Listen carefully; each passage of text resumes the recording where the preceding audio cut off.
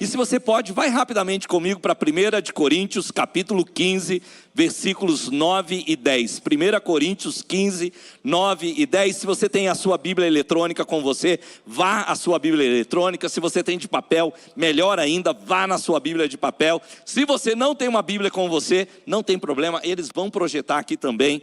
1 Coríntios, capítulo 15, 9 e 10. Diz assim: pois eu sou, Paulo, o apóstolo Paulo falando, diz: eu sou o menor dos apóstolos e nem sequer mereço ser chamado apóstolo, porque persegui a igreja de Deus. Mas pela graça de Deus sou o que sou. Mas pela graça de Deus sou o que sou. E sua graça para comigo não foi inútil. Antes trabalhei mais que todos eles. Contudo não eu, mas a graça de Deus comigo. Irmãos, há 2 semanas atrás nós estudamos essa declaração de Paulo: pela graça de Deus eu sou e o que sou. Põe a mão sobre o teu coração e diga: pela graça de Deus sou o que sou. Agora, essa declaração do apóstolo Paulo está longe de ser uma declaração presunçosa. Não tem nenhum orgulho nessa declaração. Paulo não está batendo no peito dele dizendo: ei, eu sou assim e acabou, conviva com isso. Não, ao contrário. Ele está dizendo: pela graça de Deus eu sou o que sou, porque ele reconhecia que apenas a graça de Deus poderia ter transformado a vida dele e levado a viver a plenitude de Deus como ele estava vivendo. Nós vivemos numa geração marcada pela busca de identidade, de propósito. Todo mundo quer saber quem sou eu, qual é o meu lugar, o que eu tenho para oferecer, por que eu estou aqui, por que eu estou nesse lugar, nesse tempo, nessa cidade, por que eu nasci nessa família. E ao dizer sou o que sou, o que Paulo estava dizendo é que ele conhecia a identidade dele. Paulo entendia o projeto original de Deus para a vida dele. Paulo entendia o designer. Paulo podia ver a planta original que Deus tinha desenhado a respeito da vida dele. Quando eu era um adolescente, eu fiz na época o que se chamava o 2º grau. Quem aqui fez 2º grau? Levanta a mão, saiba, você é velho. Você é velho pra caramba. Já não se chama assim. E eu fiz um curso profissionalizante, desenho arquitetônico. Eu tinha uma prancheta enorme, eu tinha uma régua T, eu tinha um monte de esquadros, e eu ia lá toda noite para desenhar plantas. E eu tenho essa ideia na minha mente: Deus sentado numa prancheta, desenhando a minha vida. E Deus não apenas desenha a fachada, Ele também desenha os cômodos, e cada cômodo tem um propósito. Portanto, Deus designou de antemão para mim uma identidade, e essa identidade está ligada ao propósito que Ele tem para com a minha vida. Paulo sabia a sua identidade, mas Paulo sabia também o seu propósito. Ele sabia que Deus tinha um plano original para ele. Deus tinha posto Paulo no mundo com um plano. Agora, eu volto a dizer, ele não está dizendo eu sou o que sou, porque ele estava se achando. Ao contrário, ele diz o seguinte: não sou eu mais quem vive, é Cristo quem vive em mim. E ele diz: esse viver que eu estou vivendo agora, eu vivo pela fé no Filho de Deus. Paulo diz em outro momento, ele diz assim: as coisas que eu desejo fazer, o bem que eu desejo fazer, eu não faço. E o mal que eu não quero, eu acabo fazendo. Alguém aqui se identifica com isso? Quem aqui alguma vez você se deparou com isso? Você diz: puxa, eu queria tanto ter feito certo, mas eu acabei fazendo tudo errado. Alguém aqui? Confessa que faz bem para a alma.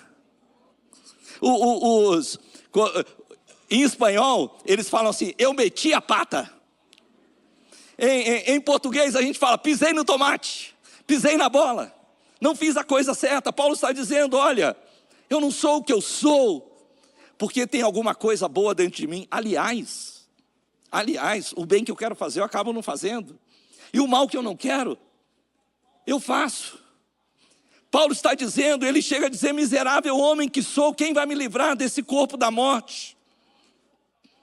O que Paulo está dizendo é que apesar do passado difícil que ele teve, porque ele começa, o texto que nós lemos hoje, ele começa dizendo assim: eu, apóstolo, nem deveria ser chamado de apóstolo, porque eu persegui a igreja.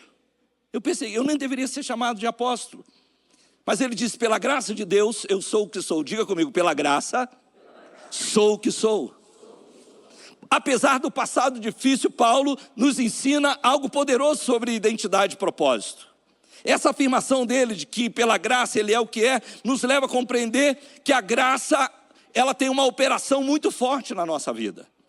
A graça, meus irmãos, ela nos salva. Mas essa graça não apenas nos salva, ela nos transforma. Mas ela não apenas nos transforma, ela nos define. E essa graça não apenas nos define, ela também nos equipa. Diga, põe a mão sobre o teu coração, diga: a graça me salva. A graça me transforma. A graça me define. E a graça me equipa. Paulo, antes, era um perseguidor da igreja. E ele reconhece isso. Mas apesar de reconhecer isso, ele não vive preso à sua história. Paulo, ele tem ousadia para afirmar a sua nova identidade. Ele diz: olha, eu fui perseguidor da igreja, mas agora eu sou um apóstolo. E o que eu sou pela graça. Eu sou o que eu sou pela graça. E algo que eu quero dizer hoje para você, encontrista, eu sei que durante esse final de semana você se deparou muitas vezes com o seu passado.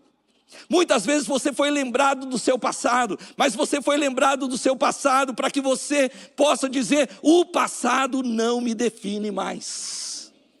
E é isso que Paulo está dizendo: o meu passado não me define, a minha identidade não está definida pelo meu passado. Por quê? Porque eu fui redimido e eu fui cheio de propósito. Faz assim com a sua mão, diz assim: a graça me define. É a graça de Deus, meus irmãos, que nos define, é a graça de Deus que nos leva para o propósito. A graça de Deus define a nossa nova identidade. Irmãos, a mesma graça que alcançou a Paulo, alcançou a você também. E a obra de Cristo na nossa vida, ela nos proporciona vivenciar essa experiência do apóstolo, porque também nós fomos salvos pela graça. Vira para a pessoa que está do seu lado e fala: você foi salvo pela graça. É isso mesmo. Efésios 2:8 fala: pela graça sois salvos, por meio da fé. Isso não é de vocês, não vem de vocês, isso é um dom de Deus. Então eu quero dizer novamente: não permita que o teu passado te defina. Eu quero dizer algo mais, e eu quero falar para esse pessoal aqui do encontro. A graça de Deus tem a última palavra a respeito da sua identidade. É a graça de Deus que tem a última palavra. É por isso que Paulo está dizendo: pela graça eu sou o que eu sou. Meus irmãos, mas a graça, ela não apenas define a nossa identidade, a graça define o nosso propósito.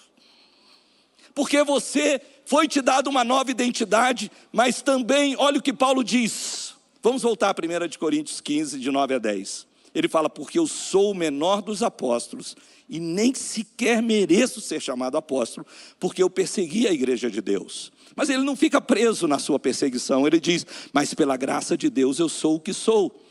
E aí ele fala algo muito legal. Ele diz assim: a graça para comigo não foi inútil.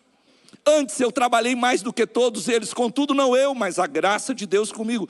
Sabe o que Paulo entendeu aqui, meus irmãos? Paulo entendeu que a graça não só o salvou, mas a graça também o impulsionou a viver com propósito. Deixa eu dizer algo para você: às vezes a graça de Deus nos empurra para o propósito. Põe a mão sobre o teu coração e diga: eu tenho uma nova identidade, cheia de propósito.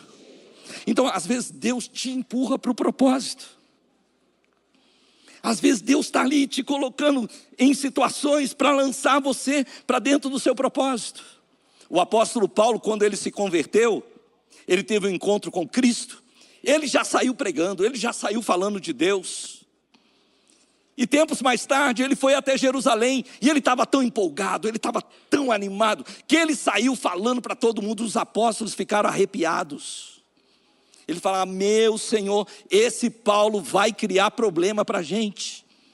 Nós vamos acabar presos por causa desse Paulo. Ele não se contém. Sabe o que eles fizeram? Deram uma passagem de ida para Paulo, lá para Tarso, só de ida. E deram um tchauzinho para ele, despediram Paulo. E ele foi para Tarso. Ficou lá, meus irmãos, esquecido. Ficou lá mofando. Mas lembre-se disso. A graça de Deus nos empurra para o propósito. Talvez você está hoje à noite aqui sentindo encostado. Talvez você está hoje à noite se sentindo mofando. Talvez você está se sentindo esquecido. Mas deixa eu te dizer, aquele que te desenhou também te deu um propósito. Ele não vai abrir mão de ver você cumprindo o propósito para a sua vida. Então o que aconteceu é que a igreja cresceu, veio um grande avivamento. Nós já estamos falando agora de Atos 11, 12, 13.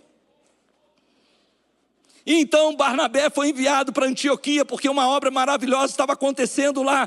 E chegou um ponto que Barnabé não dava conta, então ele lembrou: tem o Paulo, eu vou buscar o Paulo. Vocês lembram do copeiro do rei, que esqueceu de José? Passado 3 anos, um dia o copeiro lembrou de José. Eu quero declarar sobre a tua vida que Deus está movendo céus e terra para que também alguém se lembre de você, alguém se mova a respeito do teu propósito, alguém se levante, um encontro divino, uma porta aberta, algo que Deus fará que você não estava planejando, porque Deus tem um propósito. Agora preste atenção o que Paulo falou lá em Efésios capítulo 2, no versículo 10, ele diz: porque nós somos criação de Deus, realizada em Cristo Jesus, para fazermos boas obras, as quais Deus preparou para nós, para que as praticássemos. As obras que ele preparou, aqui diz de antemão, antes. Quem pode voltar comigo a minha prancheta? Então, Deus está lá, sentado na prancheta, Ele está desenhando a tua vida. Então Ele para ali e fala: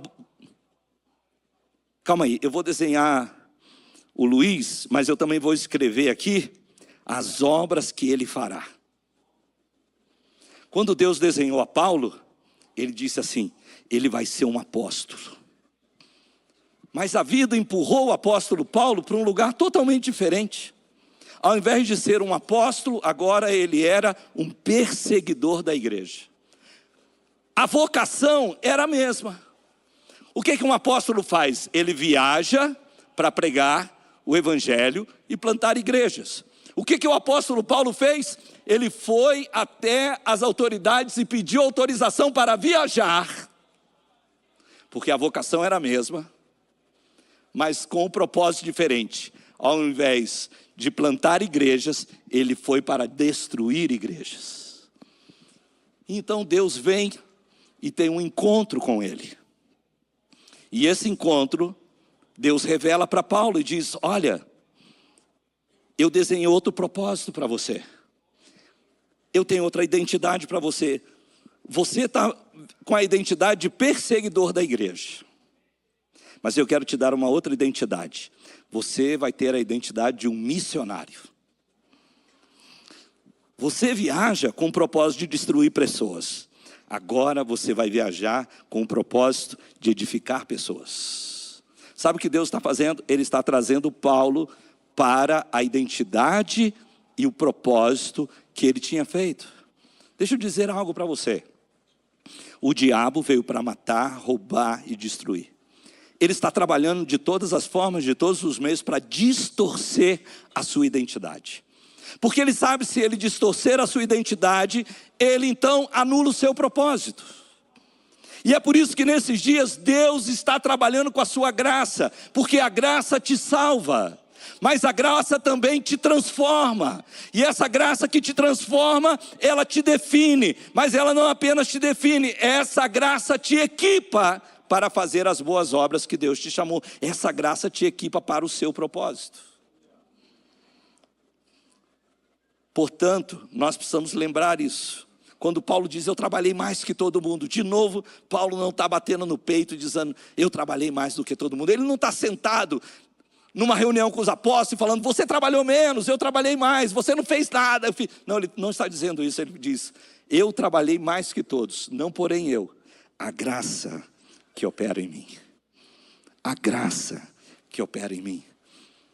Essa graça, meus irmãos, ela nos define, mas ela também nos equipa com dons para servir.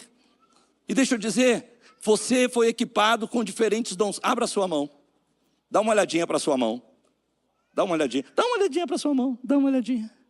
Mezanino, dá uma olhadinha na sua mão, dá uma olhadinha. Não está vazia. Talvez você está olhando agora e você vê mãos vazias. Mas a verdade é que você foi equipado com diferentes dons. Não é algo que vai vir um dia, é algo que Deus já plantou em você. Observe comigo Romanos 12, de 6 a 8. Romanos 12, de 6 a 8 diz assim: temos diferentes dons, de acordo com a graça que nos foi dada. Não diz que vamos ter, diz que já temos. E é muito interessante porque diz assim, se alguém tem o dom de profetizar, use-o na proporção da fé. Se o seu dom é servir, sirva. Se o seu dom é ensinar, ensine. Não parece que Paulo está meio óbvio aqui? Alguém disse que o óbvio precisa ser dito. E Paulo está dizendo, olha, se você profetiza, então faça com a tua fé, vá lá e faz. Se você tem o dom de servir, sirva. Se tem o dom de ensinar, ensine. Se tem o dom de contribuir, contribua. Se você tem o dom de liderança, exerça a liderança. Se é para misericórdia, exerça a misericórdia. Nós encontramos aqui nesse texto de Romanos, o que nós encontramos é a lista dos dons motivacionais. Você sabe que a Bíblia relata vários dons. Por exemplo, nós temos os dons ministeriais. Os dons ministeriais são diferentes dos dons motivacionais. Os dons ministeriais são os dons dados por Jesus para a liderança da igreja. Esses dons são o apóstolo, o profeta, o evangelista, o pastor, o mestre. Mas não apenas isso, a igreja também recebe dons espirituais, que são os dons que estão lá em 1 Coríntios 12. A palavra do conhecimento, a palavra da sabedoria, o discernimento do espírito, a palavra, as línguas, a fé, também a interpretação de línguas, os dons de milagres, os dons de curar. Nós temos os dons espirituais, mas também temos essa lista dos dons vocacionais. E o que são os dons vocacionais? Os dons vocacionais, eles são a graça de Deus operando em você de uma maneira natural. É quando Deus usa o seu caráter e a sua personalidade, Deus coloca dentro de você motivações para fazer determinadas coisas. Por exemplo, existe alguém aqui nesse salão que se eu dissesse para ele assim, por favor, suba aqui e fale, entraria em desespero naquele momento. Mas existe alguém que diz, olha, eu não posso falar no microfone, mas se você quiser que eu cuide do estacionamento, eu vou cuidar do estacionamento. Irmãos, eu sou muito impressionado com os irmãos do estacionamento. Sou muito impressionado. Porque os irmãos aqui do Kids, por exemplo, que cuidam das crianças, eles podem chegar para as crianças e falar, um dia você vai ser um médico, um dia você vai ser um professor, um dia você vai ser um missionário, um dia você vai ser uma mulher de Deus, um dia você vai ser uma doutora. Mas imagina o cara do estacionamento, ele nunca pode chegar para o Fusca, um dia você vai ser um BMW. Nunca pode, mas eles estão lá porque eles estão motivados a fazer isso. Eles sentem motivação. Essa lista é maravilhosa, irmãos. Por exemplo, quando diz aqui profecia, não é o mesmo dom do profeta. Não é o mesmo dom da profecia, dos dons espirituais. Essa profecia aqui é muito mais aquela sensibilidade que a pessoa tem para o certo e errado. Tem gente que fala assim, isso não está certo, tem que arrumar. Então essas pessoas, elas acabam se dedicando em algumas áreas da nossa igreja. Por exemplo, elas vão trabalhar no evangelismo, porque elas estão dizendo, eu preciso dizer para essa pessoa que o caminho dela está errado. Elas vão trabalhar nas estações de cuidado, onde nós falamos sobre casamento, onde nós falamos sobre finanças, onde nós falamos sobre filhos. Elas estão dizendo, não, você não pode continuar com a sua vida na pornografia. Eu quero te ensinar como você pode andar em santidade. Você não pode ter essa ira na tua casa. Eu vou te ensinar como você pode andar em mansidão. Eles têm essa motivação no coração deles. Por exemplo, quando a gente vê o dom do serviço, é tão lindo aqui na igreja, por exemplo, agora mesmo nesse momento, esse culto está chegando na casa de pessoas que estão sendo transformadas, estão sendo ministradas, mas tem irmãos lá em cima que estão ministrando, tem irmãos que estão aqui embaixo ministrando, porque eles têm essa vocação para servir, eles também estão pregando através do serviço deles. Aqueles no encontro com Deus, quantos aqui foram muito abençoados com o pessoal do Conexão? Quem pode dar um aplauso para esse pessoal? São pessoas que vieram, chegaram aqui 5 horas da manhã, prepararam o alimento, prepararam as mesas. Eu vim aqui na hora do almoço, irmãos. Não, vocês estão rindo, não é por causa da comida, não. Eu vim porque as mesas todas preparadas, eles tinham um lugar para colocar os pratos que eles desenharam à mão. O garfo ficava no meio de uma cruz, um negócio, mas assim, eu falei, gente, vocês estão inventando para a cabeça de vocês, cada vez vai ficar mais complicado, mas é muito lindo, é muito lindo. Eles têm esse coração. Tem aqueles irmãos que são vocacionados para o ensino. Eles estão agora dando aula lá para as nossas crianças, para os nossos adolescentes. Eles estão ensinando no encontro com Deus. Eles estão ensinando nas estações de cuidado. Eles têm esse coração deles. Nós temos aqueles irmãos que são motivados pela exortação, encorajamento. Eles estão lá na recepção falando com você. Bem-vindo. Seja bem-vindo. Que Deus te abençoe. Alguns deles, meus irmãos, estão ali com aquele coração para ministrar o amor de Deus. Essa semana, eu vim aqui na nossa reunião de homens. Nós tivemos uma reunião de homens essa semana maravilhosa. E irmãos, nessa reunião, eu pela primeira vez ganhei um prêmio.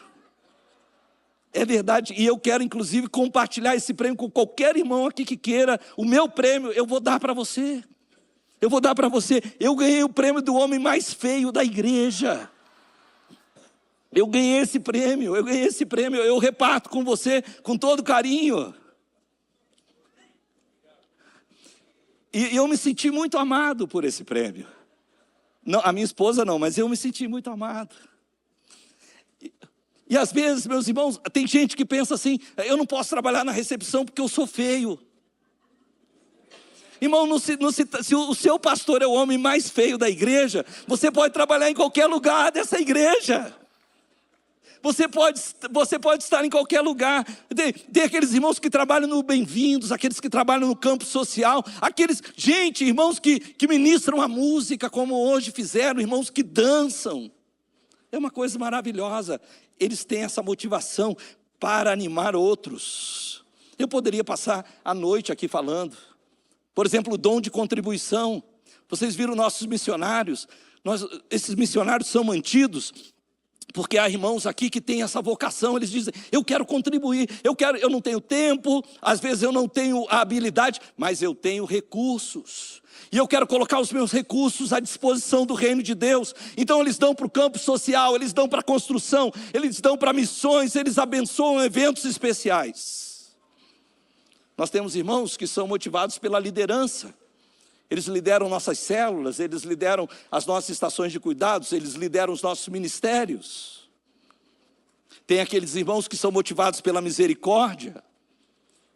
Eles trabalham em missões. Essa semana, hoje no final do culto pela manhã, eu estava conversando com 3 irmãs que foram. Nós estamos aqui olha que coisa maravilhosa. Nós estamos aqui com o pastor Osman e a pastora Socorro, que são os líderes da missão Atos 29, no Nordeste, lá no sertão do Seridó, né, no Rio Grande do Norte, é onde também o nosso missionário, o Giovanni e a Rose estão. Vou pedir vocês para ficarem de pé, para a igreja possa receber vocês, dar um aplauso para vocês.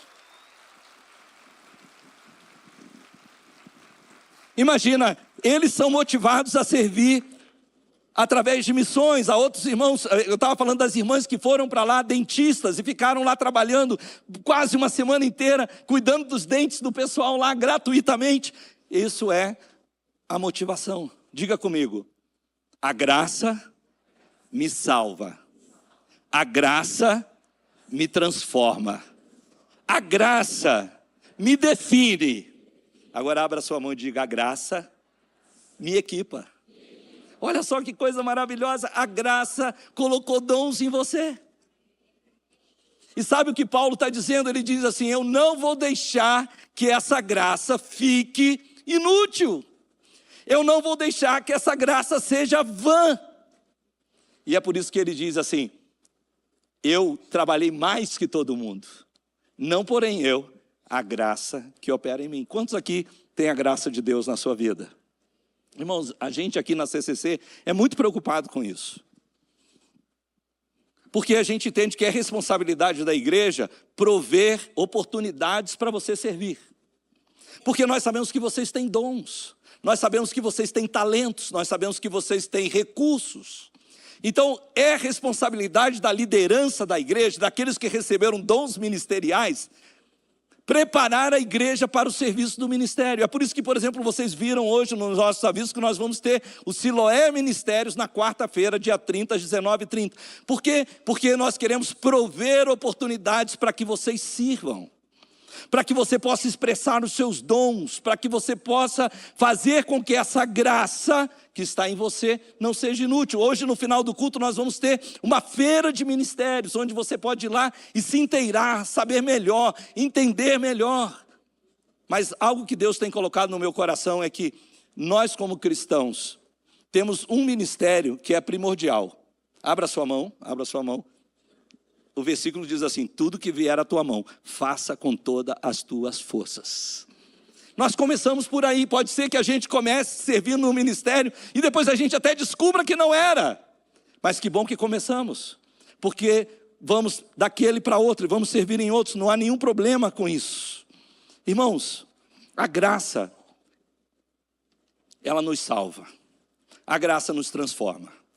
A graça nos define. A graça, ela nos equipa, mas também nos capacita a servir. Essa graça nos capacita a servir. Se por um lado a igreja deve te capacitar, ou deve prover para você oportunidades para o ministério, é nossa responsabilidade, é minha, a sua responsabilidade, tornar os dons que nós recebemos efetivos no corpo de Cristo. Nós não devemos deixar os dons inativos. Deixa eu te dizer, ei, não deixe os teus dons mofarem. Ei, não deixe os seus dons embicharem. Não deixe os seus dons estragarem lá na despensa. A Bíblia diz que nós precisamos ser bons administradores dos dons que nos foram dados. E nós não devemos deixar essa graça ser em vão. Todos nós recebemos graças. Todos nós somos motivados por diferentes dons. E o propósito é um só: servir as outras pessoas. O que eu quero dizer para você essa noite é isso. Quantos aqui reconhecem que receberam graça? Então, viva de forma frutífera. Sirva, contribui, ame, edifique. Tudo pela graça que Deus colocou sobre a sua vida. Quantos estão prontos para isso? Amém? Fica de pé comigo no teu lugar. Eu quero orar por você essa noite.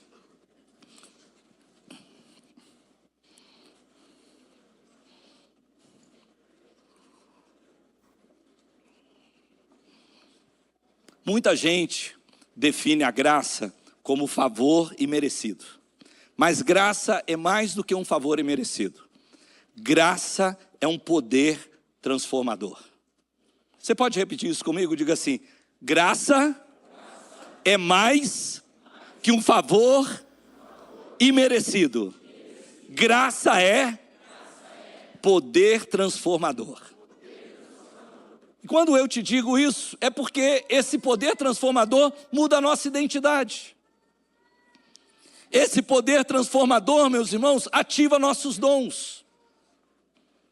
Esse poder transformador nos impulsa a viver uma vida de propósito. É por isso que Paulo diz, e nós também podemos dizer, eu sou o que eu sou, pela graça de Deus, e a sua graça para comigo não foi vã. Eu queria que você fechasse seus olhos essa noite, e eu quero primeiro pedir você que abra suas duas mãos.